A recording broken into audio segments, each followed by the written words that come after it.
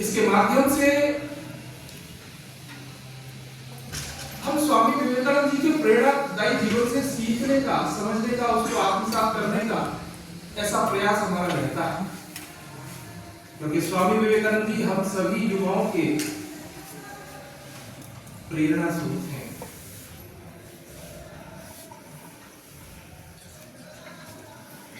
उन्होंने भारत की अस्मिता का जागरण किया।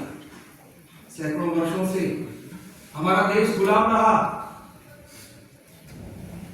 और ऐसी स्थिति में हमारे भारतीयों के मन में घोर निराशा और गुलामी का भाव जो है वो प्रवेश कर गया था और उनका आत्मविश्वास मर चुका था। तो स्वामी विवेकानंद जी हमारे भारतवर्ष में आत्मविश्वास को जागृत करते और सबके अंदर प्राण शक्ति फूंकने का ऐसा काम करते हैं।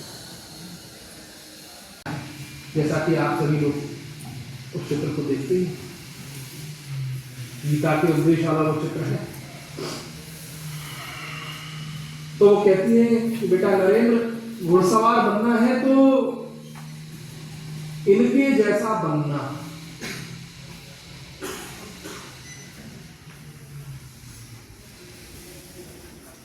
नरेंद्र कहता है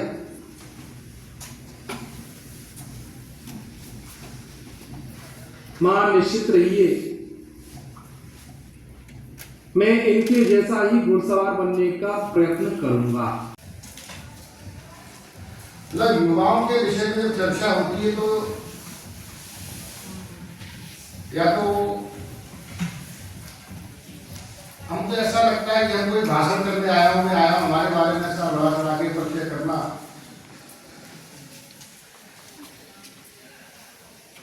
जब चर्चा होती है, युवा जब शब्द आता है तो हम एक दूसरे का चेहरा देखते हैं, हमको देखते हैं कि मैं भी युवा हूं। मैं देख रहा हूं कि युवा कोई एक दूसरे का चेहरा दे रहा है, कोई सो रहा है। ये सोता हुआ भारत में 21वीं सदी है। तो युवा क्या है? युवा तरंग है, युवा उमंग है। युवा तरंग है, युवा उमंग है, युवा विचार है, युवा नई ऊर्जा का संचार है, युवा परिवर्तन है, युवा अनुवर्तन है, युवा विश्वास है और आप ही भारत की आस है। इसलिए युवा होना ये दुनिया का सबसे, मनुष्य की सबसे अच्छी अवस्थाओं में से युवा अवस्था है। हम सब लोग जानते हैं, कोई ज्ञान की बात नहीं है। इसलिए हम लोग बड़े सौभाग्यशाली हैं। विवेकानंद जी की जयंती मनाने का सबसे प्रमुख कारण क्या है?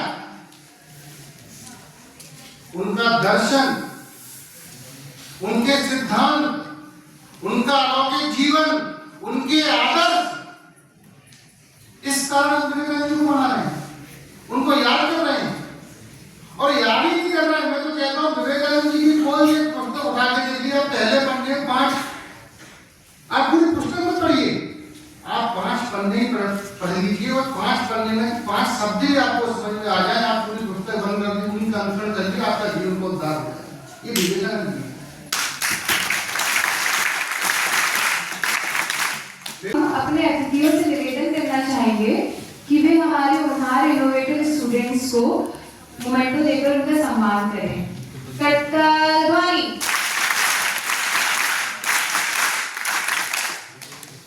बुलाना चाहूंगी अंशित मिश्रा को, जो कि रॉटरनेक सॉल्यूशंस प्राइवेट लिमिटेड के फाउंडर हैं।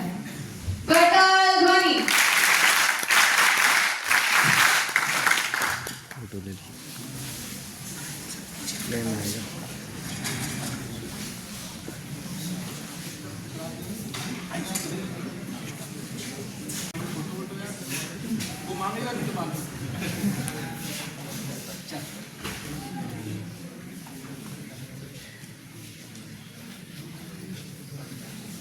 अब मैं बुलाना चाहूंगी आयुष शर्मा को, जो कि रॉटरनेक सॉल्यूशंस प्राइवेट लिमिटेड के फाउंडर हैं।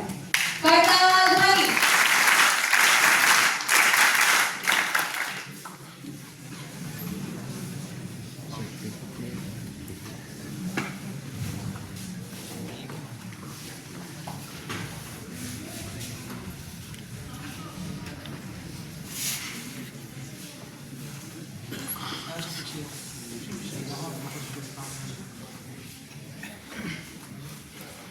बुलाना चाहूंगी अभय बुंदेला को, जो कि बनग्रीन बायोफ्यूल प्राइवेट लिमिटेड के फाउंडर हैं। करताल ध्वनि।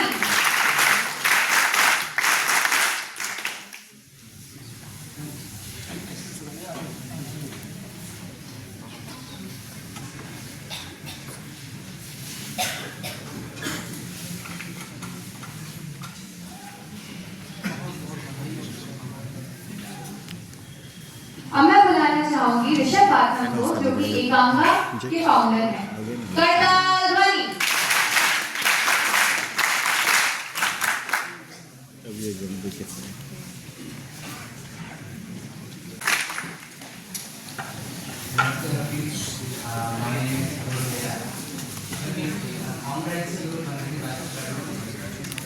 हमारी कंपनी नेचर फ्रेंडली कंपनी है, जो कि नेचर से रिलेटेड प्रोडक्ट पे काम करती है,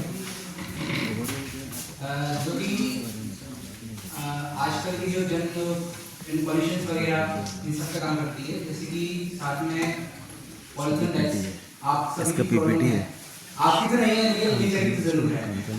और हमारा ये काम है कि नेचर के साथ ही चलना। हम तीन इंडस्ट्री को साथ में लेके चल रहे हैं।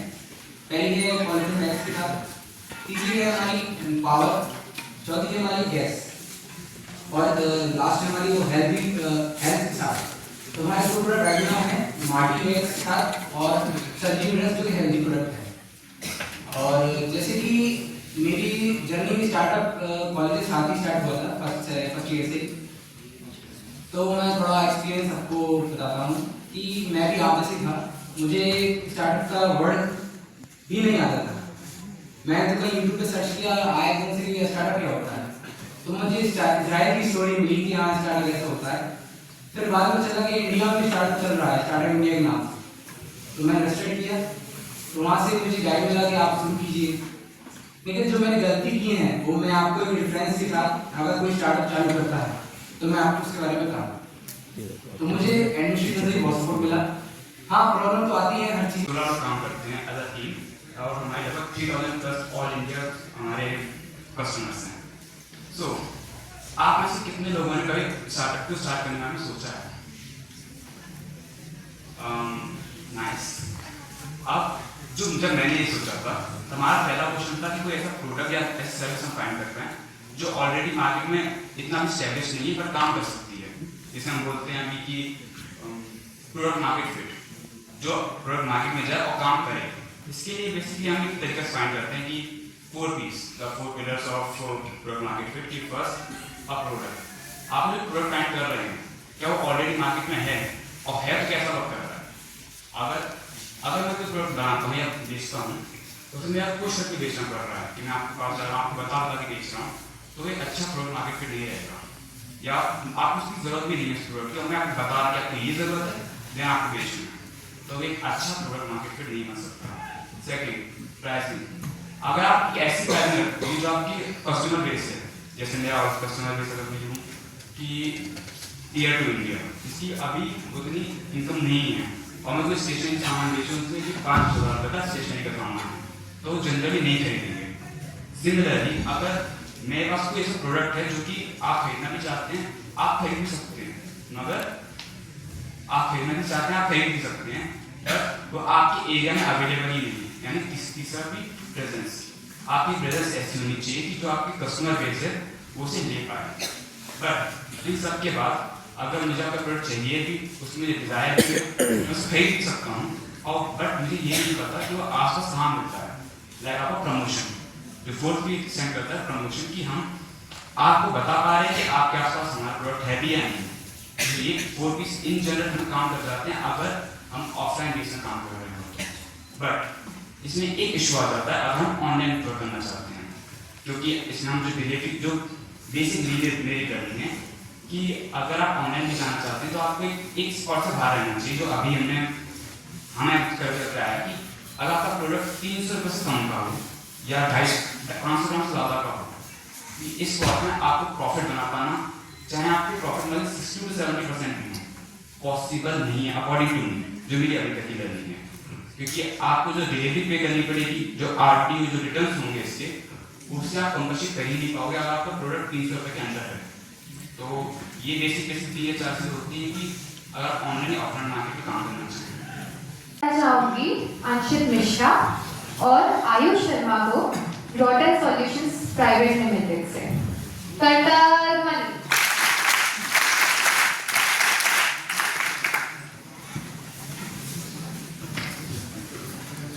Hello everyone, my name is Arvind Mishra, and before I start telling my journey, I would love to say thanks to Rajguru sir, Nitin sir, our department, SOD, and all the mentors जिन्होंने आज हमारी मदद की है, हम आपके सामने खड़े हैं, ठीक है।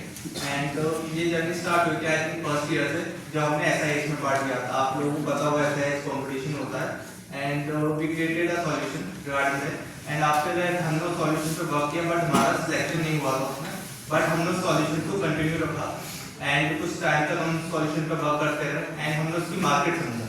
आफ्टर दैट हमने सॉल्यूशंस को एक कंपनी वाले एक ऑनर को बेच दिया एंड उससे हमने रेवेन्यू जनरेट किया एंड उस पर पार्टनरशिप पे हम वर्क कर रहे थे एंड उसमें हमने जो रेवेन्यू जनरेट किया वो अराउंड 30% था।